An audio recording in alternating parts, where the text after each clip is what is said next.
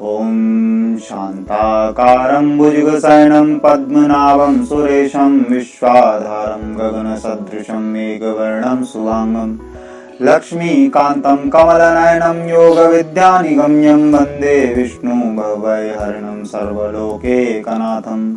नमस्कार मित्रों, आप सभी का बहुत बहुत स्वागत है हमारी YouTube चैनल पंडित जी ऑनलाइन में। सबसे पहले बात करेंगे निर्जला एकादशी व्रत विधि के बारे में।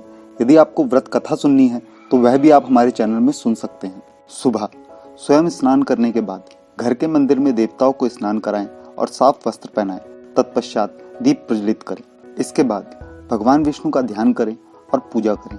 पूजा में आप इन 4 मंत्रों का प्रयोग कर सकते हैं।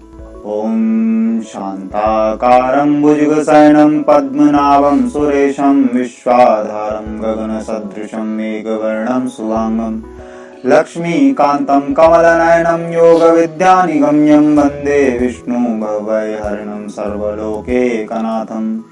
ॐ श्रीकृष्ण गोविन्द हरे मुरारे हे नाथ नारायण वासुदेव। ॐ नारायणाय विद्महे वासुदेवाय धीमहि तन्नो विष्णु प्रचोदयात्। ॐ विष्णवे नमः। भगवान विष्णु की पूजा में तुलसी का भी प्रयोग करें। विष्णु भगवान की आरती करें। ओम जय जगदीश हरे। विष्णु भगवान को भोग लगाएं। इस बात का अवश्य ध्यान रखें कि भगवान को सात्विक भोजन का ही भोग लगाएं। भोग में अपनी इच्छा अनुसार कुछ मीठा भी शामिल कर सकते हैं। हर माह में 2 बार एकादशी तिथि पड़ती है, एक कृष्ण पक्ष और एक शुक्ल पक्ष में।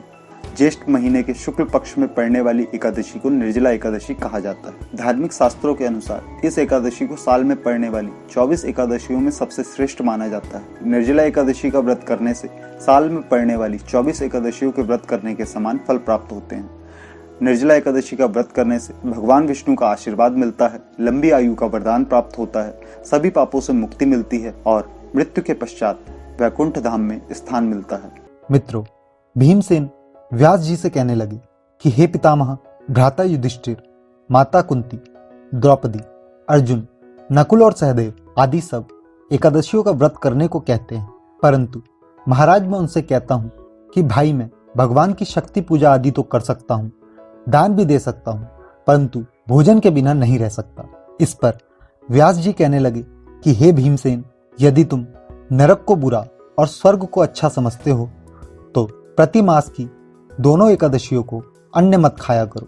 भीम कहने लगे कि हे पितामह, मैं तो पहले ही कह चुका हूं कि मैं भूख सहन नहीं कर सकता। यदि वर्ष भर में कोई एक ही व्रत हो तो वह मैं रख सकता हूं, क्योंकि मेरे पेट में वर्क नाम वाली अग्नि है, सो मैं भोजन किए बिना नहीं रह सकता। भोजन करने से वह शांत रहती है, इसलिए पूरा उपवास तो क्या, एक समय भी बिना भोजन किए रहना कठिन है।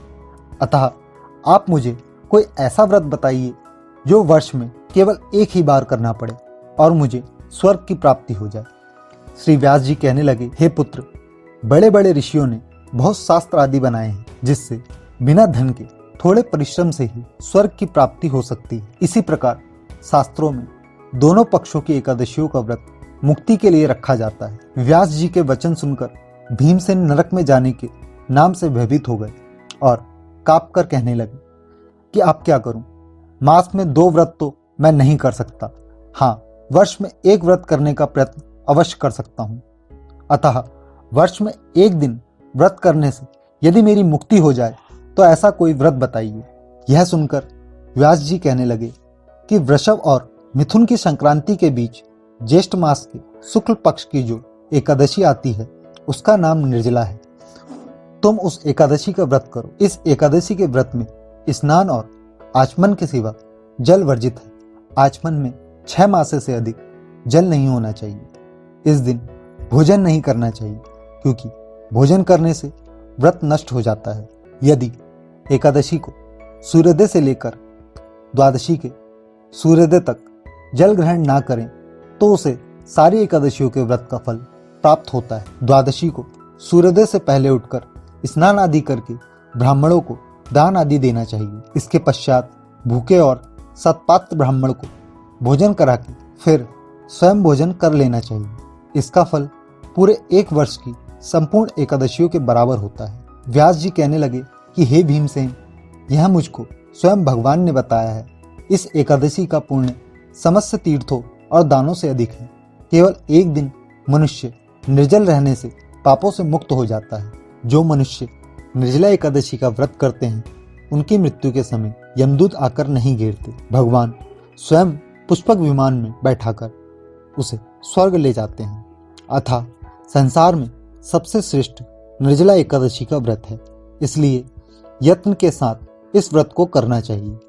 उस दिन ओम नमो भगवते वासुदेवाय मंत्र का उच्चारण करना चाहिए और गोदान करना चाहिए। इस प्रकार व्यास जी की आज्ञा अनुसार भीमसेन ने इस व्रत को किया, इसलिए इस एकादशी को भीमसेन या पांडव एकादशी भी कहते हैं। निर्जल व्रत करने से पूर्व भगवान से प्रार्थना करें कि हे भगवान, आज मैं निर्जल व्रत करता हूँ, दूसरे दिन भोजन करूंगा। मैं इस व्रत को श्रद्धापूर्वक करूंगा, अतः आपकी कृपा से मेरे सब पाप नष्ट हो जाएं। इस दिन जल से भरा हुआ एक घड़ा वस्त्र से ढककर स्वर्ण सहित दान करना चाहिए। जो मनुष्य इस व्रत को करते हैं उनको करोड़ों पल सोने के दान का फल मिलता है, और जो इस दिन यज्ञ आदि करते हैं उनका फल तो वर्णन ही नहीं किया जा सकता। इस एकादशी के व्रत से मनुष्य विष्णु लोक को प्राप्त होता है। जो मनुष्य इस दिन अन्न खाते हैं वह चंडाल के समान है, वह अंत में नरक में जाते हैं। जिसने निर्जला एकादशी का व्रत किया है वह चाहे ब्रह्म हत्यारा हो, मागपान करता हो, चोरी की हो या गुरु के साथ द्वेष किया हो, मगर इस व्रत के प्रभाव से स्वर्ग जाता है। हे कुंती पुत्र, जो पुरुष या स्त्री श्रद्धापूर्वक इस व्रत को करते हैं उन्हें जो भी मैंने बताया वह सभी कर्म करने चाहिए। प्रथम भगवान का पूजन, फिर गोदान, ब्राह्मणों को मिष्ठान व दक्षिणा देनी चाहिए तथा जल से भरे कलश का दान अवश्य करना चाहिए। निर्जला के दिन अन्न, वस्त्र, उपहार आदि का दान भी करना चाहिए। जो मनुष्य भक्तिपूर्वक इस कथा को पढ़ते हैं या सुनते हैं उन्हें निश्चय ही स्वर्ग की प्राप्ति होती है। मित्रों, अगर वीडियो पसंद आया तो वीडियो को लाइक करें, शेयर करें और हमारे चैनल को सब्सक्राइब करना ना भूलें। धन्यवाद।